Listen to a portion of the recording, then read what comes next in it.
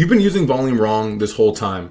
Most traders focus on volume based by time, like volume bars at the bottom of the chart, but that's not actually what moves the market.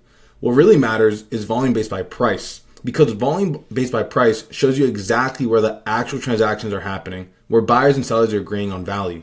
And that's where the real edge is in the market. Before we hop on the charts, we need to truly understand why volume profiles and standard deviations actually work. So this here that we have in front of us, don't get worried, this is just a normal standard deviation, and this is how I'm going to correlate a volume profile to a standard deviation. If you've never learned about a standard deviation, it's no problem at all. All it really does mean is anything that you see here in this green shaded area, this is considered fair value. And we don't even need to correlate it into the market just yet.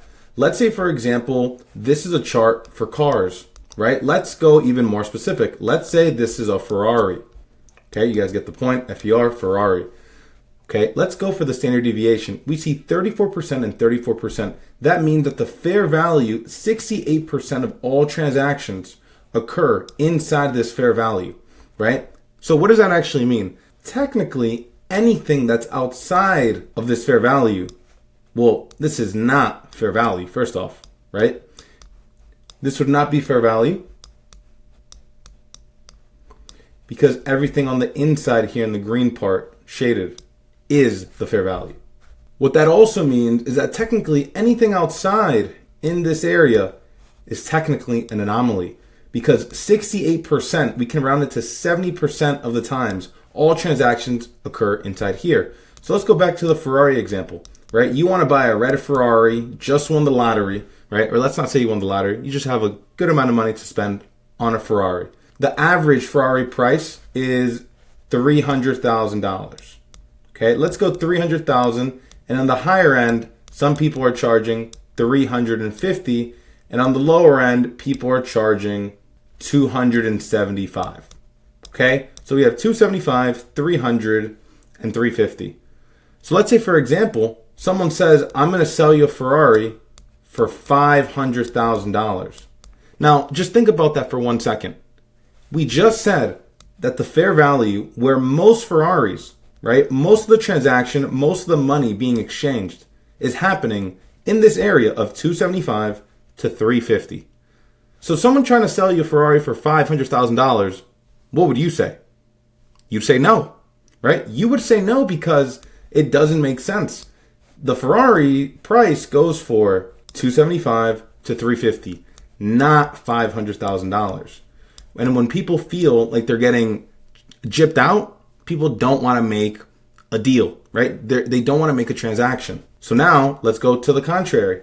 Let's say in this area down here, someone's selling a Ferrari for $225,000. And let's say it doesn't have 3 wheels. Let's say it's a real Ferrari, and for some magical reason, they're selling it to you for $225,000. What would you do?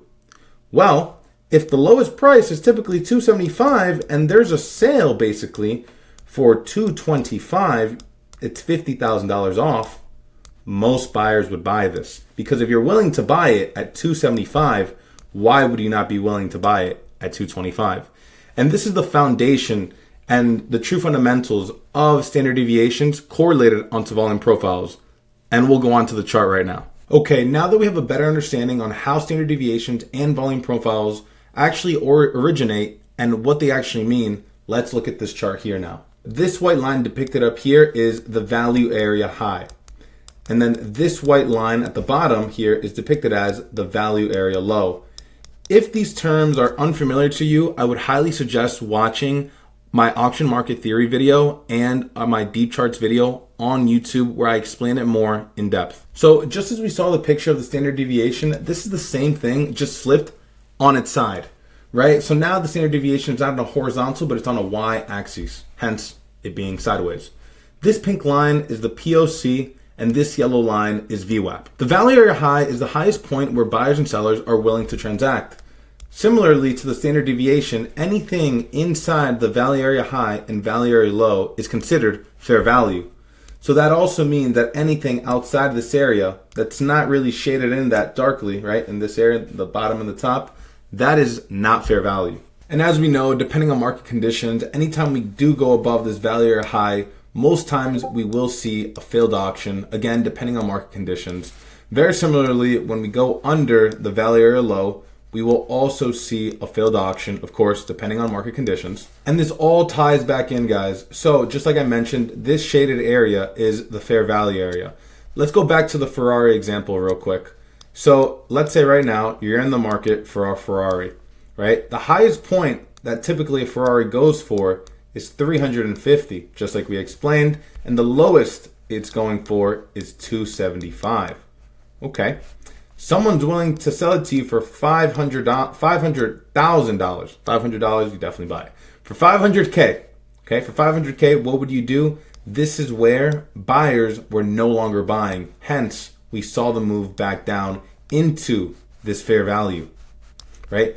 Same thing here, right? This might have not reached that $500K. This could have been a $450,000, for example, right? But again, it's way above this fair value area, and buyers were no longer willing to actually buy and transact. But on the flip side, let's take a look down here. Under this value area low, right, we said the lowest for the Ferrari was 275, right? But if you remember on the example, let's say it was $225,000. See, this is lower than the normal fair value. So if buyers are willing to buy at 275, why would they not be willing to buy at 225? It's a $50,000 discount basically. And this is exactly what we see. We see buyers very interested. We get pushed back into this fair value area, right? And first we break above this value area low, and then we end up ultimately hitting this value area high here again. So why does this actually matter, and how is this actually going to help you out? So in the beginning of the video, I mentioned the difference between volume based by time and volume based by price, right? And there's a big component. The stock market is an auction between buyers and sellers buying at all points of the day, right? That is how the stock market is comprised. Buyers and sellers, buyers and sellers. For every buyer, there's a seller. For every seller, there is a buyer, right?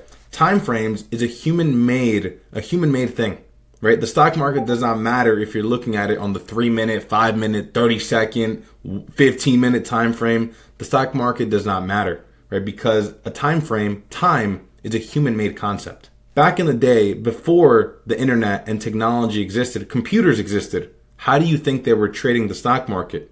They weren't looking at candlesticks because they didn't exist. How were they doing it? They were doing it based off of this, based off of real objective data. Because you can only get so far in the market taking a subjective approach into the market and on your trading setup every single time. Looking at the data, the raw data, objectively, right? That is truly how you make it in the trading game over a long period of time. And this is where the true edge comes in. Because if you take a look at the chart, right? This pink line is the POC, as I mentioned. That is the point of control, which means that this is where there was the most amount of transactions, right? Buyers and sellers interacting, exchanging money, right? So this is super important for me, and I can see this based off the volume profile, right? It's not really important for me to know the volume based off the 240 o'clock on a Tuesday, right? That's not really that interesting, and it's not really that significant for me, right? Because all these candlesticks right here at the bottom, right? This is all based off of time on the 5-minute time frame, as you can see, which means that every single candlestick represents 5 minutes. Another topic I wanted to touch on were peaks and valleys. Peaks and valleys and volume profiles are described as the following. This here is a peak, and this here is a valley. Very visual, very easy to see. This is another peak. This would be another valley down here. This would be a peak, and this would be a valley down here.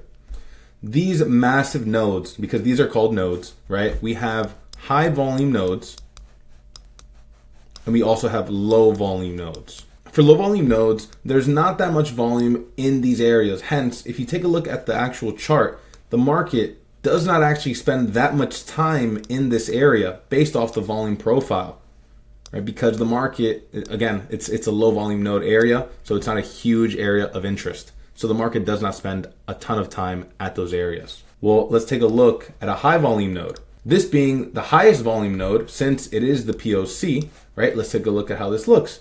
We have the market spending a lot more time at these areas compared to these low volume nodes. We see a lot of reactions, and we see a lot of big momentum moves off these areas. Drop a like on the video if you enjoyed it and learned at least one thing. Let me know in the comments what you ended up learning. Also, I'm going to be dropping 1 to 2 YouTube videos just like this on other order flow and options flow topics. So definitely let me know in the comments what topics you would like me to cover. And I'll see you guys in the next video.